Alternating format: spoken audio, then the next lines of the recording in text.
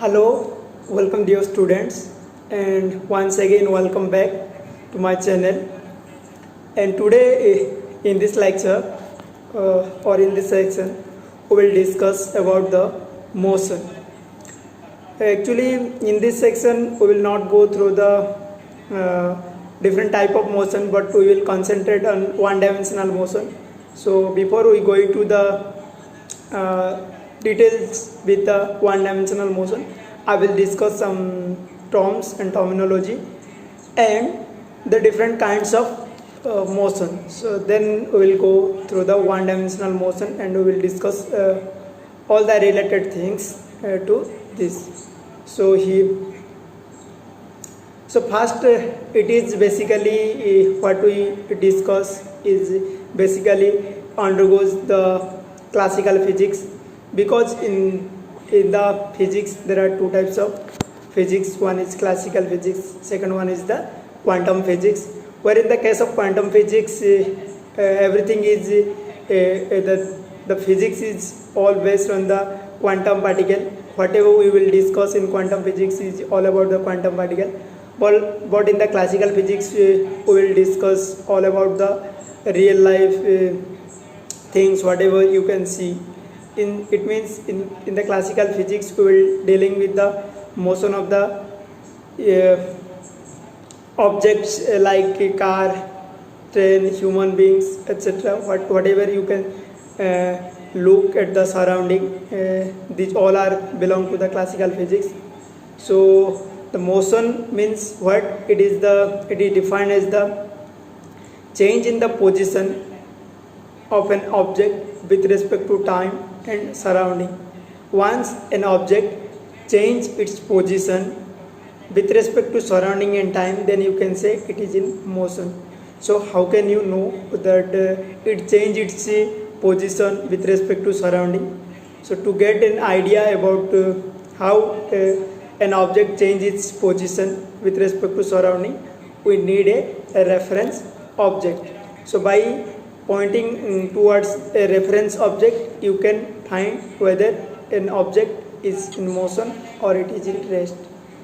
Let us take an example. If you are in desert, then if there is no any other object, then you cannot find that whether you are in motion or not. Yeah, something is motion, yeah, not, because everywhere you found only sand and sand. So it is a little bit difficult to know whether some object are in motion or not.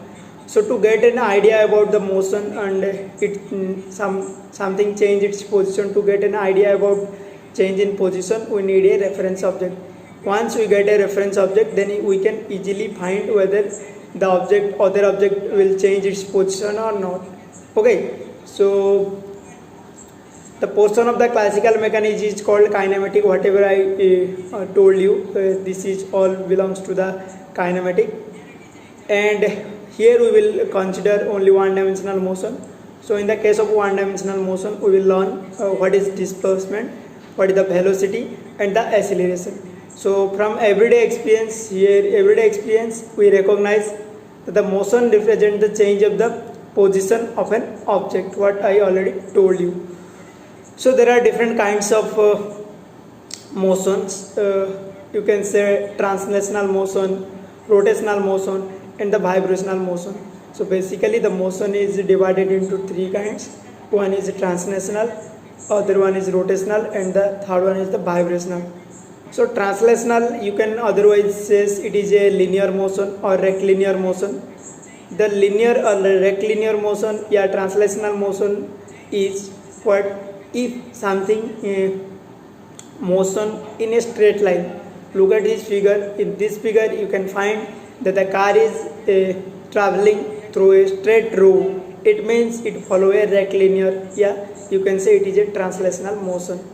Everything, whatever it may be, if it follow a straight path, then you can say it is a rectilinear, yeah, translational motion.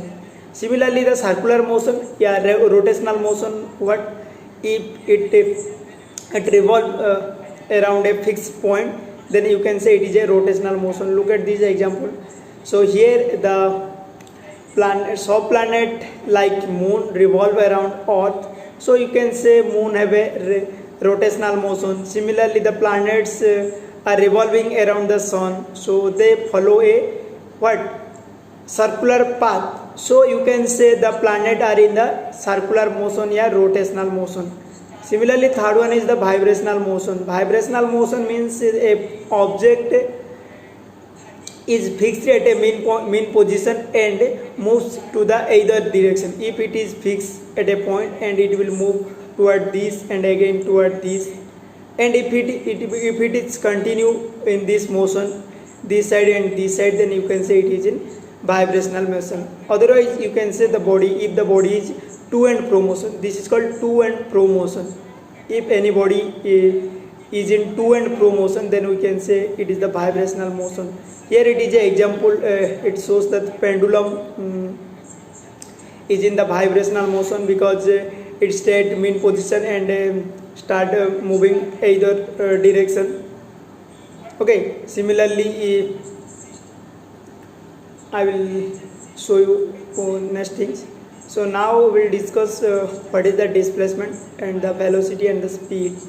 So once we got an idea about these overall things, then we can able to understand what is one dimensional motion. So the displacement of a particle is defined as its change in the position. Displacement means what exactly it is. It is defined as its change of position. If any object changes its position, then you can say it displaces. So how we will calculate the magnitude of displacement? So to find the magnitude of the displacement, we have to find the initial point, initial position value and the final position value. Once we got initial position value and the final position value, simply subtract the value of initial value from the final value, you will got the displacement. So let us suppose here the initial value is xi and the final value is xl. Understand? So when we calculate the displacement, we simply subtract the initial value from the final value and we will get the displacement, and the displacement simply can be written as del x. Del x represents the what? Displacement. Now let us suppose in a straight road a car is moving. Suppose it start from the initial point A, where A is what?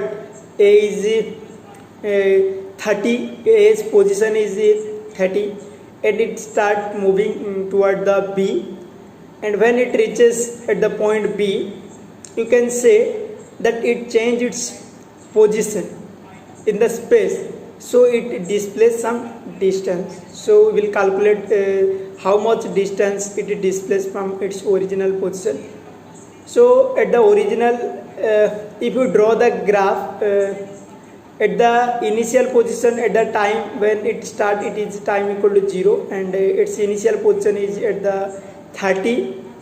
So A is at the 30, and when it start and reaches at B, B is what?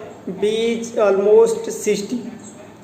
So when it reaches 60, you can say that it displays how much distance? So we simply minus 60 minus 30. So you will get 30.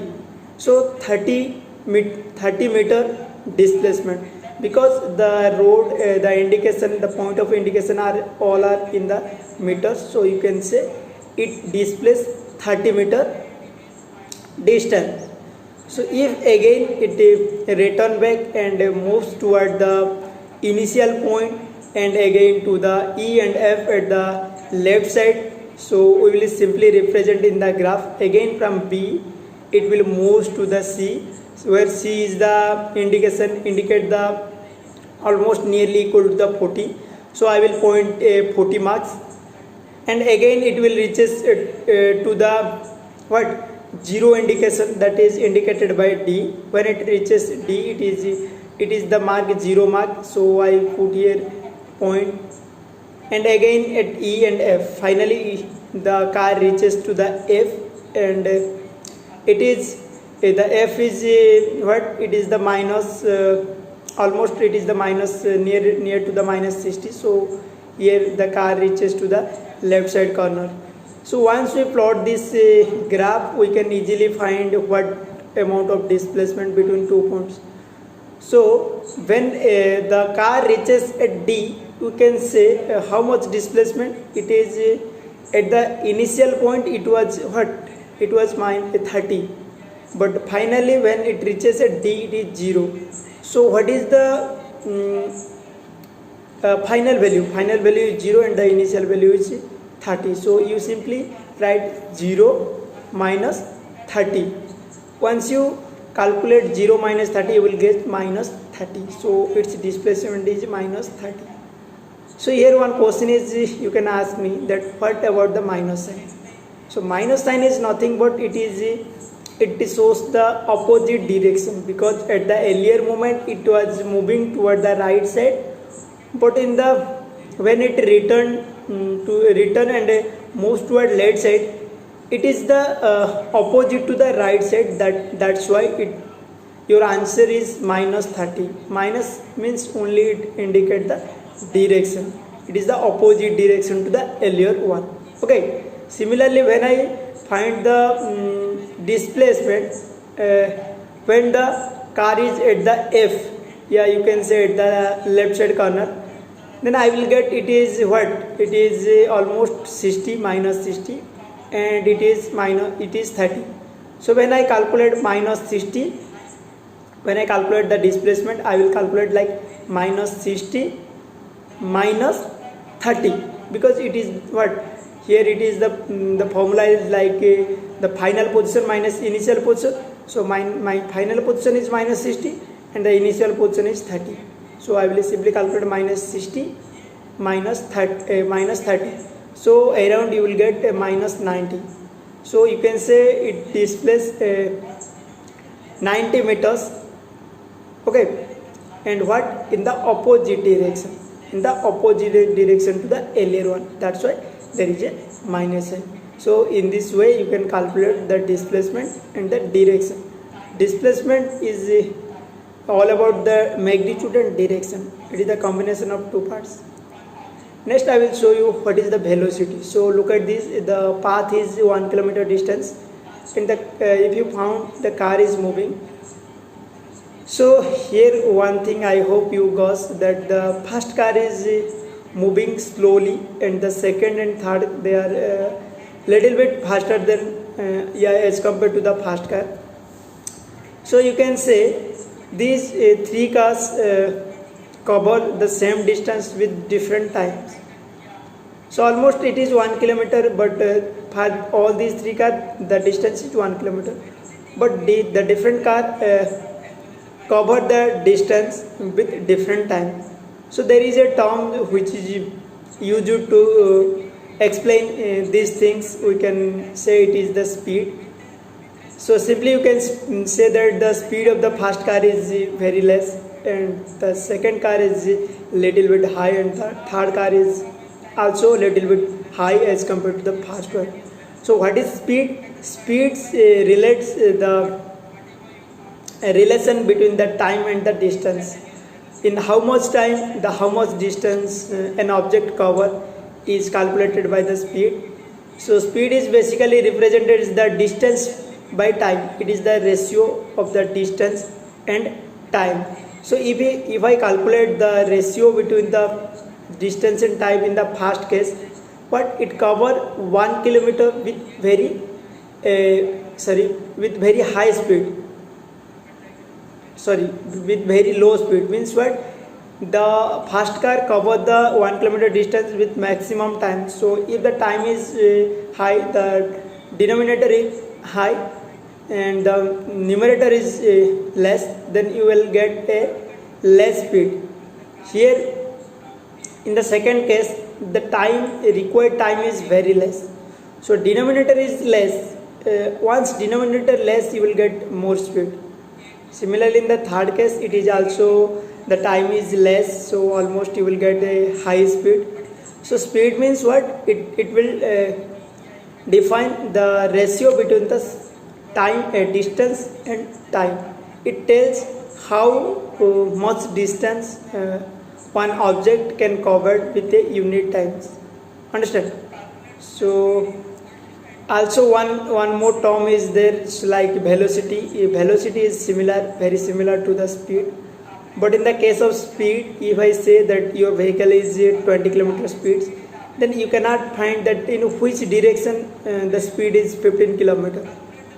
But if I say the velocity is 20 km, then 20 km from north to south, then you can easily find that yeah, it is my speed is 20 km if I travel from north to south.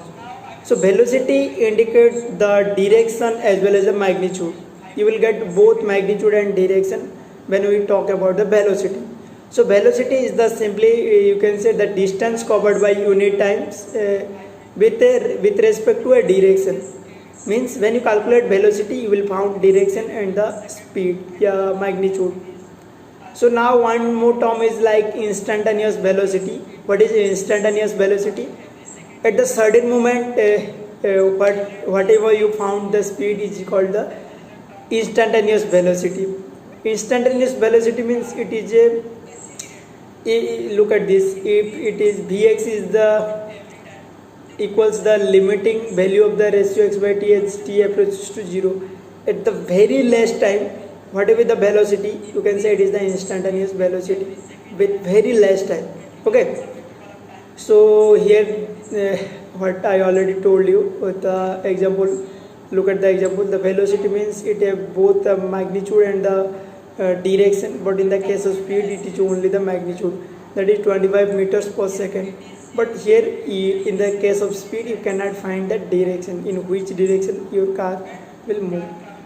Now look at this example. The car is moves from A to B, okay, and one second, the car is moving from A to B and again it moves from B to A. So now question is, what is the speed of whole trip?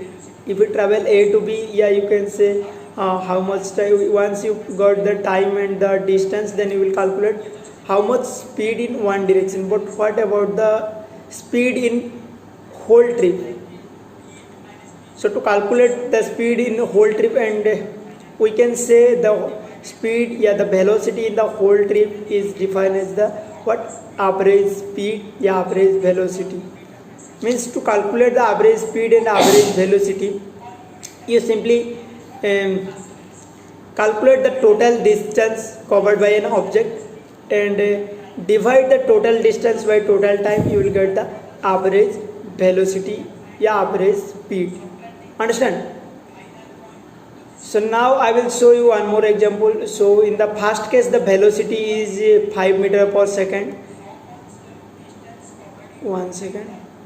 Look at this carefully. So it travels in the speed 5 meter per second, and in the second case its speed will increase and it is 10 meter per second, and in the third case it is 15 meter per second. So in the every case it raises its speed. After every second it raises its speed. So to relate these things, there is another term like acceleration.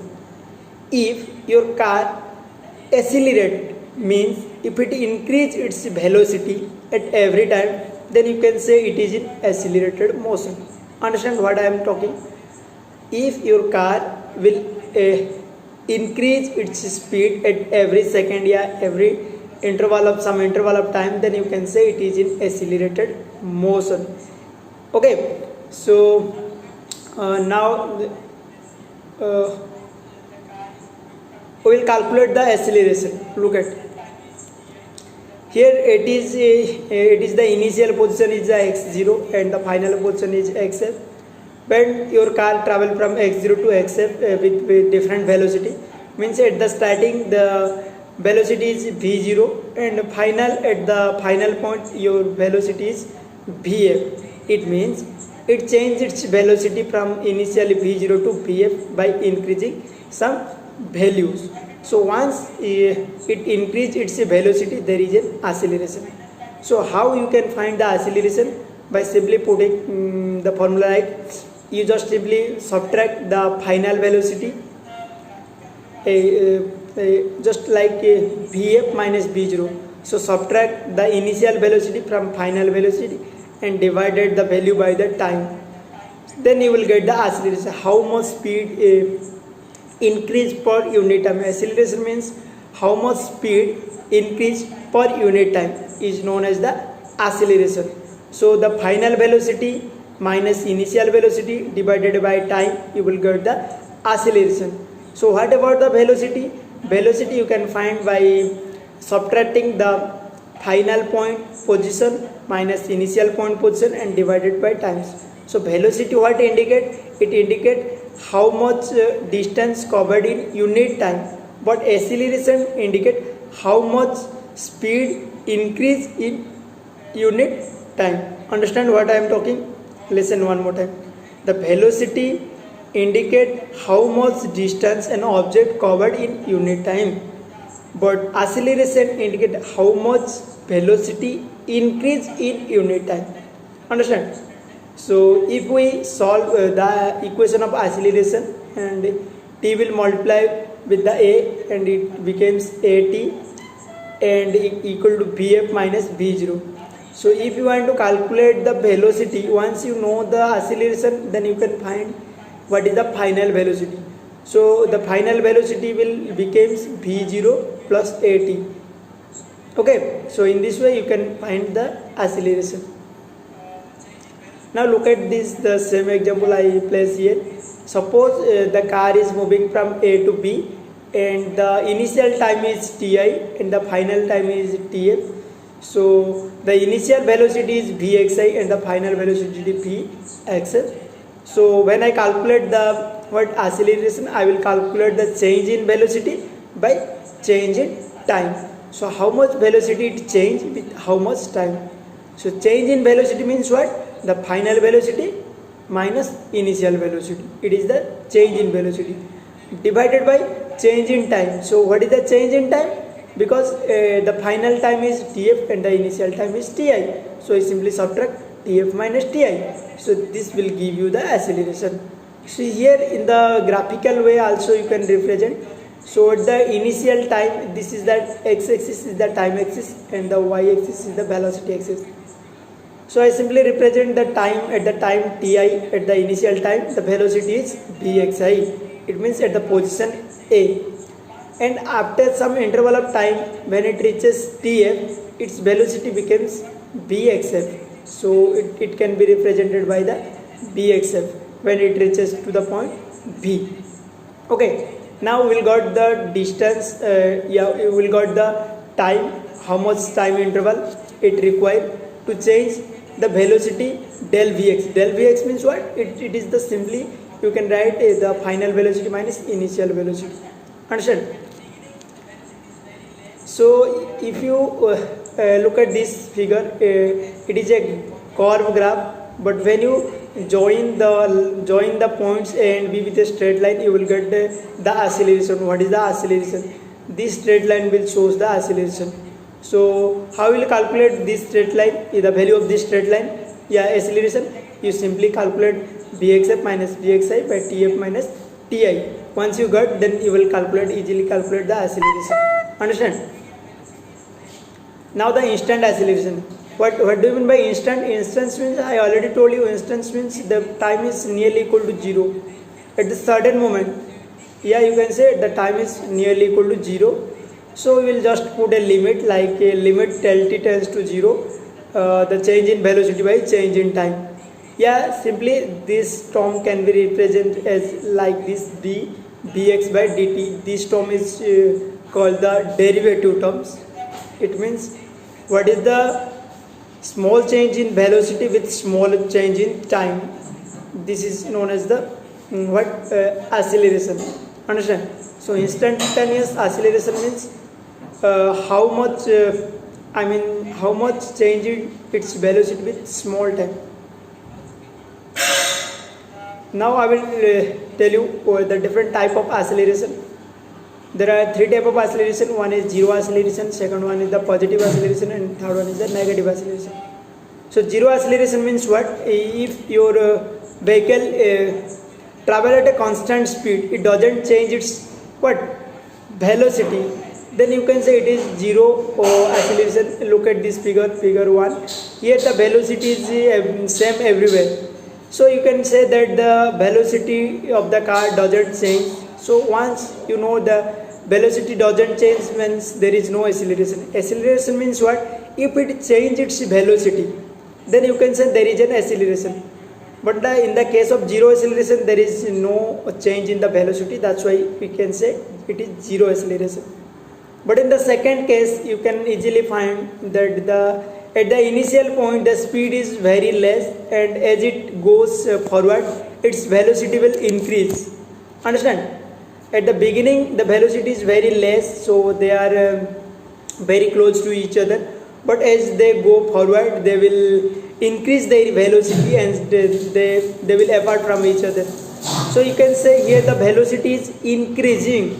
It means it have a positive acceleration. So one more term is like negative acceleration. So what is the negative acceleration? It is just to the opposite to the second case. Here you can find in the initial the speed is speed या velocity is very high, very more, you can say velocity is more, and as they go forward their velocity will decrease, and once they reach at the final position their velocity becomes zero.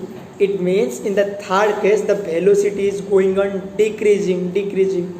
That's why when it decrease, you can say the acceleration is negative acceleration. Acceleration means what? When the velocity change, you can say acceleration. If it decrease, velocity decrease, you can say it is negative acceleration. If the velocity increase, you can say positive acceleration. If there is no change in the velocity, then you can say it is a zero acceleration. And as acceleration is a vector quantity, because it depend upon the velocity, and if the velocity is also a vector quantity, because velocity have some direction. I already told you, the velocity is the combination of the magnitude and the direction. So once we know that the velocity have a direction, then we can say it is a vector quantity. Similarly, the acceleration depend upon the velocity, so we can say acceleration is also a vector quantity.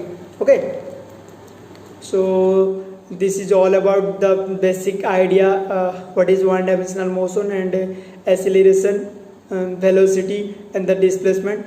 In the next class we will discuss more about like what is the equation for the motion. Understand?